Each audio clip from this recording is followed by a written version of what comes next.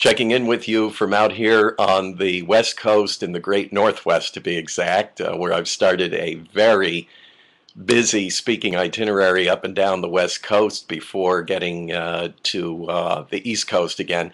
And I'm in Washington State, where I started Monday night giving the commencement address at my own alma mater, Faith Evangelical College and Seminary. It was a wonderful night, and I go on from here to the Washington State Capitol, Olympia, and Evergreen Christian Community there. Wonderful, large, terrific church for this Sunday, July the 4th, and a kind of faith and freedom emphasis there. Then on to Southern California at a few churches there before going to Ohio to speak at the annual convention of the Evangelical Church Alliance and at one of our longtime anchor churches, Christian Assembly in Columbus, Ohio, before making it back home. So Cheryl and I will be a little tired by then.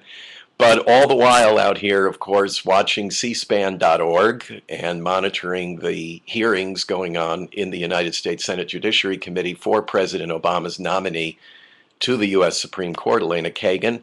Our own chief of program, Peggy Nienaber, has been inside that hearing room since the beginning of the hearings, praying, monitoring, sending me her impressions, including, of course, her check-in of today. I hope you already watched that video where she talks about her personal encounter with the nominee, Elena Kagan, and talking prayer with her.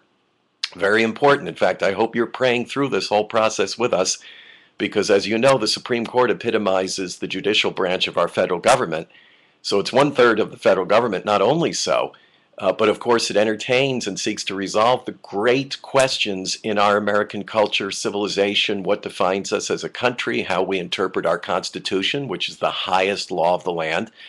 All those big questions about human dignity, personhood, our public acknowledgement of God, our religious freedom, all those fundamental core principles that form the foundation of our American culture are entertained at the Supreme Court. So this is an extremely important exercise. I hope you're praying through with us.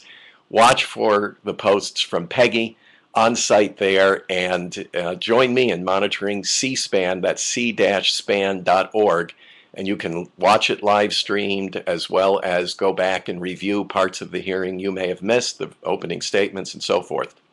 All of this is to get an impression of this nominee. You won't hear a lot of substantive stuff. They stay away from the controversy.